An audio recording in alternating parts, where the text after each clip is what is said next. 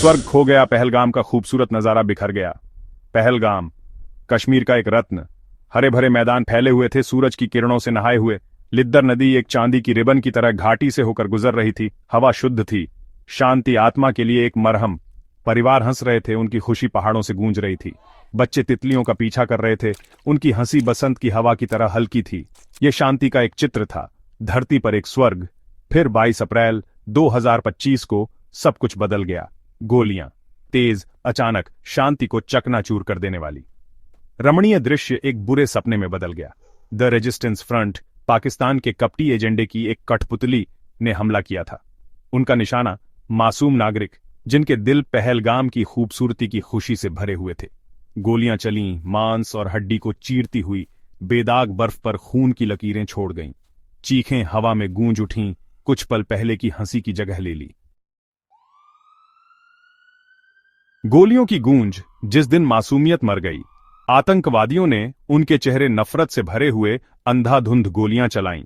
उनका लक्ष्य सिर्फ मारना नहीं था, बल्कि अपंग बनाना, घायल करना, दहशत की एक अमिट छाप छोड़ना था। उन्होंने परिवारों, बच्चों, सबसे कमजोर लोगों को निशाना बनाया।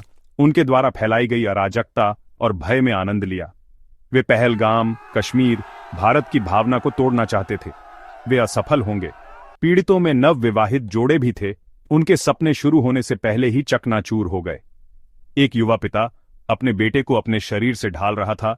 उसकी आखिरी सांस अपने बच्चे की सुरक्षा के लिए प्रार्थना थी। दोस्तों का एक समूह, उनकी खुशनुमा छुट्टियां उनके सबसे बुरे सपने के दृश्य में बदल गईं। हर खोई हुई जान, एक अनकही कहानी, एक मिटा हुआ भविष्य। पहलगाम के चटख रंग फीके पड़ गए, मानो शोक में हों। गम के साए, दुख का बोझ। दिन हफ्तों में बदल गए।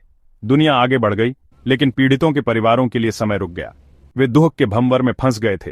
हर सांस उनके असहनीय नुकसान की याद दिलाती थी। मां अपने बच्चों के लिए रोईं, उनके आंसू दुख की नदी थे, जिसका कोई अंत नहीं लग रहा था। पिता अपने दुख के बोझ से उनके कंधे झुक गए, अपने विश्वास में सांत्वना पाने के लिए संघर्ष कर रहे थे। उनके घरों की जानी पहचानी गलियां अब खालीपन से गूंज रही थीं। अपनों की हंसी, जो कभी खुशी का स्रोत थी, अब एक भूतिया स्मृति है। हर वस्तु, हर तस्वीर, हर साझा मजाक उनके दिलों पर एक खंजर। दर्द कच्चा, आंतक, सब कुछ निगलने वाला था। ऐसा लग रहा था कि दुनिया सिकुड़ गई है, उन्हें उनके दुख के साथ अकेला छोड़ दिया है। उनके दिल हमेशा के लिए टूट गए हैं। कश्मीर की बर्फ से ढकी चोटियों से लेकर कन्याकुमारी के दक्षिणी सिरे तक भारत शोक मना रहा था। भाग 4, खामोश ताकत, अनकहा दुख, असहनीय को सहना। दुख की अभिव्यक्ति के बीच एक शांत शक्ति उभरने लगी।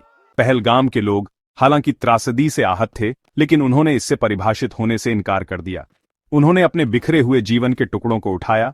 उनका लचीलापन मानवीय भावना की सबसे अकल्पनीय दर्द को भी सहने की क्षमता का प्रमाण था। वे एक साथ खड़े रहे, एक दूसरे का समर्थन करते रहे, अपने साझा नुकसान में ताकत पाते रहे। सैनिक, उनके चेहरे दृढ़ संकल्प से भरे हुए, पहरा दे रहे थे। उनकी उपस्थिति सुरक्षा का एक मूक वादा थी। उन्होंने हमले की भयावहता को प्रत्यक्ष रूप से देखा था, फिर भी उनका संकल्प अडिग रहा। वे जानते थे कि उनका कर्तव्य अपने राष्ट्र की रक्षा करना है। उन अंधेरे की ताकतों के खिलाफ एक दीवार बनकर खड़ा होना है, जो उनकी मातृभूमि को निगलने की धमकी दे रही थी। नागरिकों ने, हालांकि अभी भी सदमे से उभर रहे थे, उल्लेखनीय साहस दिखाया। उन्होंने डर के आगे घुटने टेकने से इनकार कर दिया, आतंकवादियों को जीतने नहीं दिया। भाग 5, एकजुट राष्ट्र शोक से एक दृढ़ गर्जना तक। पहलगाम हमला केवल कुछ निर्दोष व्यक्तियों पर हमला नहीं था, यह भारत की आत्मा पर हमला था। आतंकवादियों ने अपनी जहरीली विचारधारा से प्रेरित होकर गलत अनुमान लगाया था। उन्होंने कश्मीरी लोगों की भावना को तोड़ने, समुदायों के बीच फूट डालने, कलह बोने की उम्मीद की थी। वे बुरी तरह विफल रहे थे। देश भर में इस जघन्य अपराध के अपराधियों के खिलाफ गुस्से और घृणा की लहर दौड़ गई। जीवन के सभी क्षेत्रों के लोगों ने, चाहे उनका धर्म, जाति या पंथ कुछ भी हो, इस हमले की कड़ी निंदा की। राजनीतिक नेतृत्व ने अपने मतभेदों को भुलाकर एक स्वर में बात की, अपराधियों को न्याय के कटघरे में लाने की कसम खाई। सोशल मीडिया प्लेटफॉर्म, जिनका इस्तेमाल अक्सर नफरत और गलत सूचना फैलाने के लिए किया जाता है, एकजुटता व्यक्त करने और कार्रवाई की मांग करने के चैनल बन गए। पहलगाम आतंकी हमला और इंडिया स्टैंड्स यूनाइटेड जैसे हैशटैग देश भर में ट्रेंड कर रहे थे, जो उस देश के सामूहिक दुख और गुस्से को दर्शाते थे जिसने बहुत सी त्रासदियों को देखा था।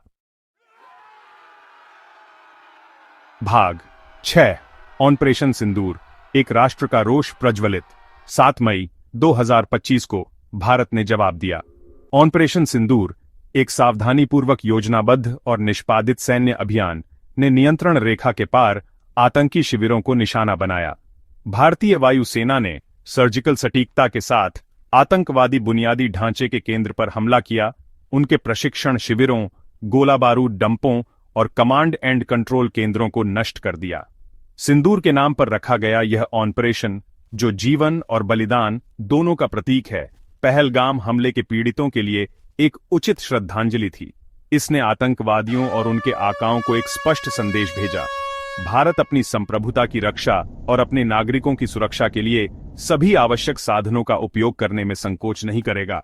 अंतर्राष्ट्रीय समुदाय ने संयम का आग्रह करते हुए आत्मरक्षा के भारत के अधिकार को स्वीकार किया। पहलगाम हमले में अपनी संलिप्तता से इनकार करने के पाकिस्तान के सामान्य प्रयासों का संदेह और निंदा के साथ सामना किया गया। भाग 7 पहलगाम पर भोर, भारत की अदम्य भावना का प्रमाण। पहलगाम पर सूरज उगता है, बर्फ से ढके पहाड़ों पर अपनी सुनहरी किरणें डालता है। हवा स्थिर है, सन्नाटा लगभग बहरा कर देने वाला है, लेकिन इस शांति की सतह के नीचे एक दृढ़ संकल्प है, एक भावना जो टूटने से इनकार करती है। पहलगाम हमले के निशान गहरे हैं, प्यार और नफरत दोनों के लिए मानवीय क्षमता की याद दिलाते हैं। फिर भी अकल्पनीय क्षति का सामना करने पर भी पहलगाम, कश्मीर, भारत के लोग आशा चुनते हैं, वे जीवन चुनते हैं। वे अपने प्रियजनों की हंसी को याद रखना चुनते हैं, न कि गोलियों की आवाज को। वे अपने जीवन का पुनर्निर्माण करना चुनते हैं, ईंट दर ईंट, साहस, दृढ़ संकल्प।